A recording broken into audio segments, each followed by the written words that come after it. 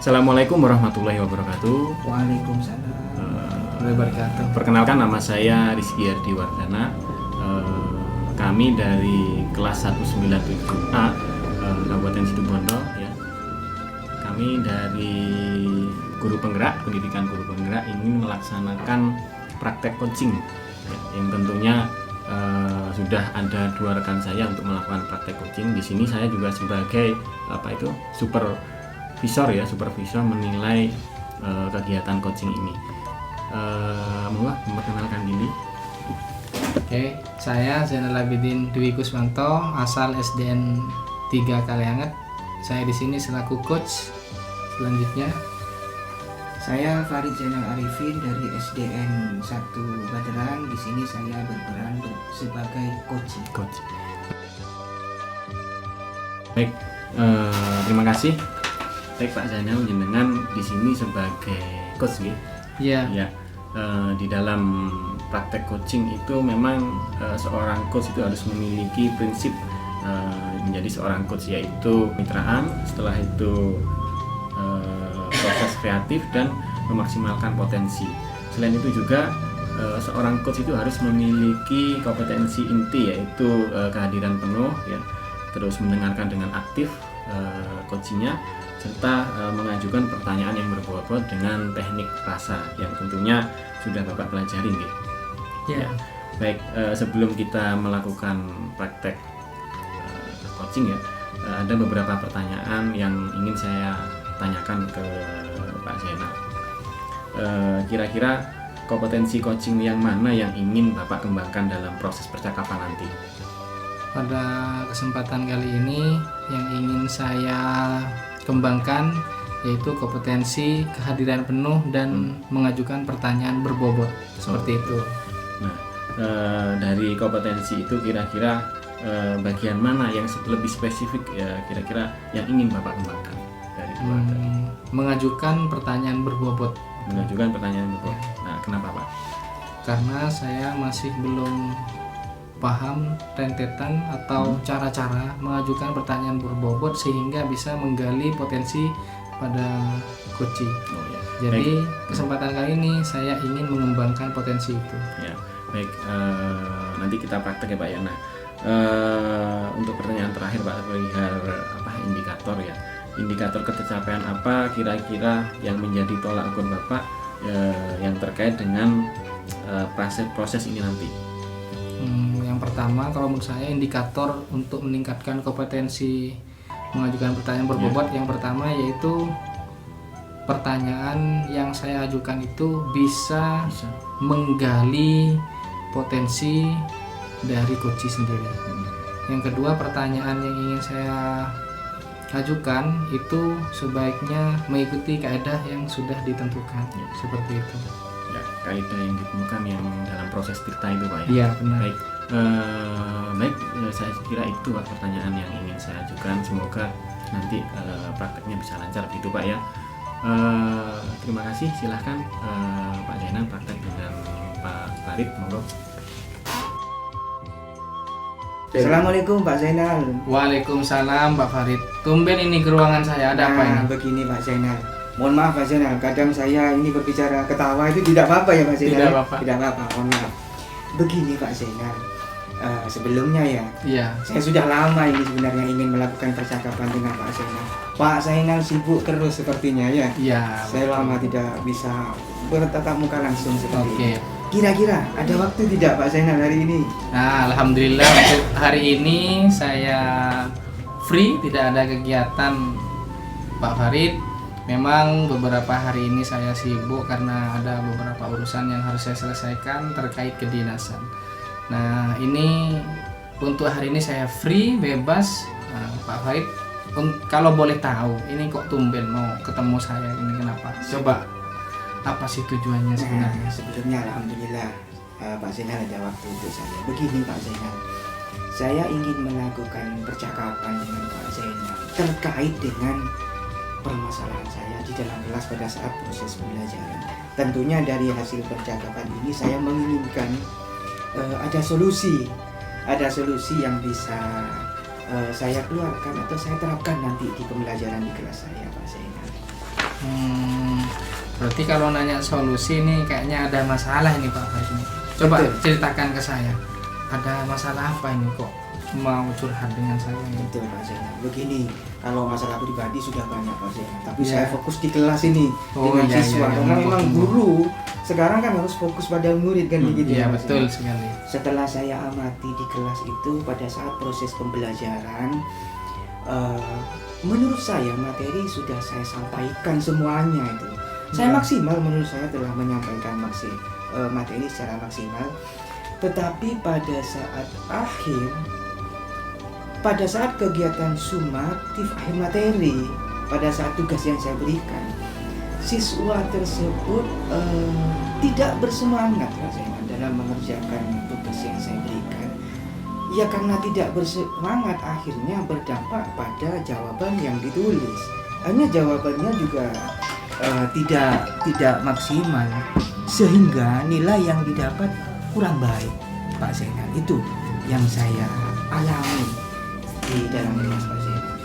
Jadi inti permasalahannya pada saat Pak Farid memberikan soal saat sumatif akhir materi, siswa itu tidak memperhatikan, tidak semangat, tidak termotivasi untuk melakukan atau mengerjakan soal. Nah, ini kira-kira menurut Pak Farid kok bisa sih kok siswanya seperti itu? Menurut pendapat Pak Farid, menurut identifikasi dari Pak Farid, kenapa sih kok siswa bisa seperti itu? Nah, setelah saya menggali akarnya gitu ya Pak Zainal, saya mikir sejenak.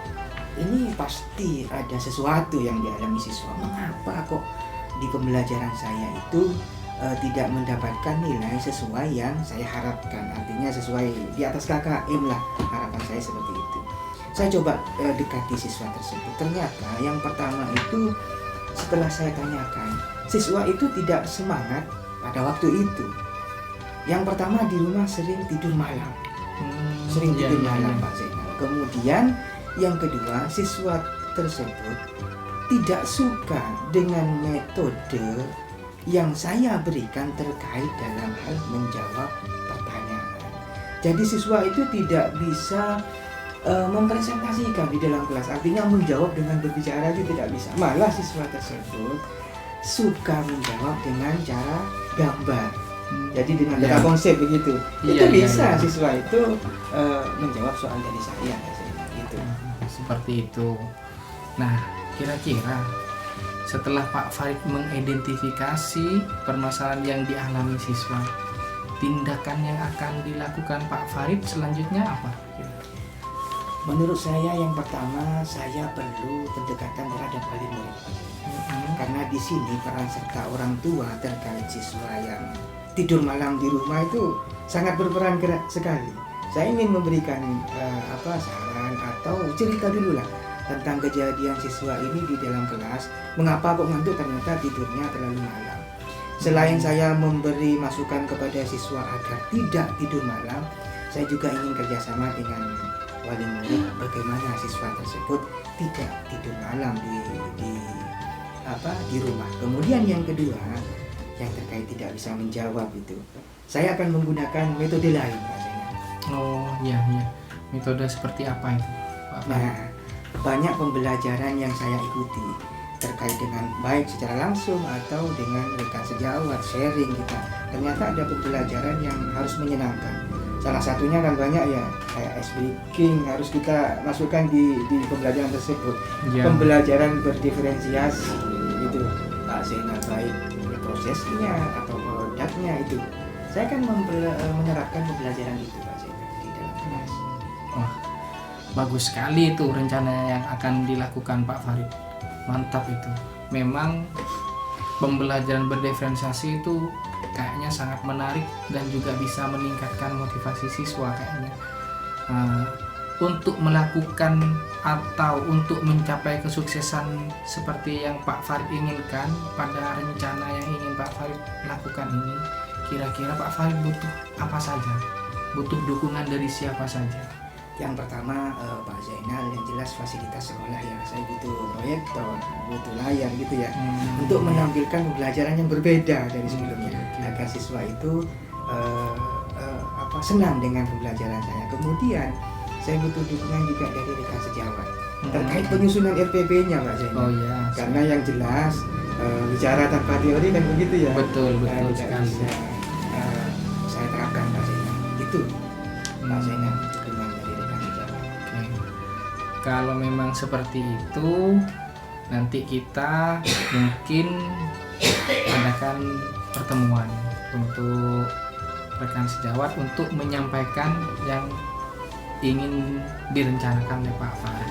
Kira-kira kapan itu mau dilaksanakan rencana yang Pak Farid sampaikan? Yang jelas sesegera mungkin di minggu pertama setelah saya melakukan percakapan ini Pak Zainal. Karena target saya kan ada KKM yang harus dicapai. Oh iya, betul. Itu harus berhasil. Jadi secepat mungkin saya terapkan rencana ini Pak Zainal. Mohon juga Pak Zainal nanti menyarankan ke rekan saya untuk membantu saya. Oke, Pak Zainal. siap. Kira-kira siapa yang mau membantu Pak Farid? Siapa saja?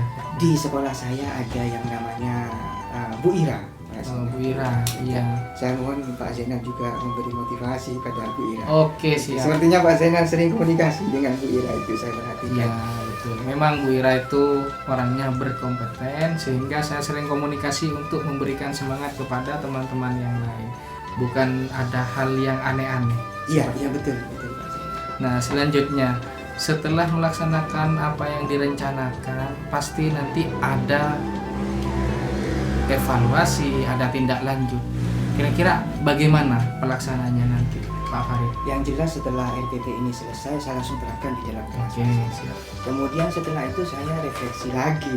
Nah, kira-kira berhasil apa enggak? Kalau berhasil, berarti apa yang saya rencanakan itu alhamdulillah tercapai. Kalau tidak berhasil, evaluasi lagi saya Pak Zainal itu terkait kegiatan tersebut. Saya selaku kepala sekolah berharap penuh agar apa yang direncanakan bisa berjalan lancar dan bisa berhasil, sehingga menimbulkan dampak yang baik bagi siswa. Nah, mungkin ada lagi yang mau dibicarakan oleh Pak Farid? Solusi sudah saya dapatkan Pak Zainal. Mungkin nanti harapan saya Pak Zainal ikut saya ke wali murid. Oke, siap. Ya, Kapan wali. saja Bapak Farid? Siang saja Pak Zainal, kalau malam saya khawatir jalannya kan susah itu. Bisa Siap. kira-kira Pak Zainal? Oh, bisa, selalu bisa. Terima kasih. Untuk sekolah selalu bisa. Saya sangat senang hari ini Pak Zainal saya menemukan solusinya. Sudah, itu mungkin dari saya Pak Zainal. Oke. Sudah? Apakah saya bisa kembali ke kelas Pak Oh, Zainal? monggo Pak Farid, monggo. Terima kasih atas kunjungannya. Jika memang masih ada yang mengganjal, bisa curhat lagi. Baik Pak Zainal. Assalamualaikum Pak Zainal. Waalaikumsalam warahmatullahi wabarakatuh. Baik, Pak Zainal tadi sudah melaksanakan kegiatan coaching ya dalam supervisi akademik tadi. Yang ingin di dalam kegiatan ini yang ingin saya tanyakan adalah tadi indikator apa yang tercapai dalam kegiatan tadi?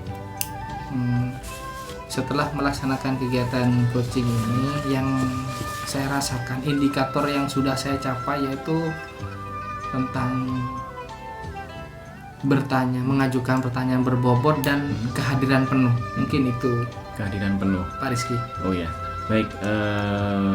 Saya ingin ingin menyampaikan hasil observasi tadi ya, enggak apa-apa ya. Iya sih. Yang ingin saya sampaikan dalam kegiatan tadi, Pak Dika tadi sudah menyampaikan bahwa indikator yang Bapak capai tadi adalah sesuai dengan yang Bapak inginkan tadi ya. Iya. Nah, sudah. Tetapi memang ada beberapa catatan. Saya tadi melihat di dalam kehadiran penuh atau present tadi, sepertinya Pak Deka begitu menguasai sehingga Koci tadi mengikuti alur yang Bapak tuntun tadi dengan pertanyaan-pertanyaan tadi. Tapi memang ada beberapa pertanyaan yang belum memunculkan ide, atau pertanyaan Bapak tadi mungkin ada kalimat kira-kira tadi Pak ya. Iya. Sehingga itu mungkin catatan bagi saya, sehingga jangan ada kepanjangan ya, bagaimana menghilangkan kalimat kira-kira itu menjadi kalimat yang lain gitu Pak. Gitu. Nah, kira-kira kompetensi apa lagi yang ingin Bapak kembangkan dalam proses coaching tadi dan setelah selesai tadi? Pada kesempatan ini sebenarnya kompetensi mengajukan pertanyaan berbobot itu memang menurut saya itu memang belum maksimal. Belum maksimal. Karena saya tidak punya banyak pilihan kalimat tanya untuk mengajukan pertanyaan kepada coaching. Ya. Sehingga yang muncul itu kalimat pengantarnya adalah kira-kira. Selalu menggunakan kata kira-kira. Nah, mungkin itu dari yang saya rasakan dan mungkin itu yang perlu harus saya tingkatkan. Ya. Itu. Baik.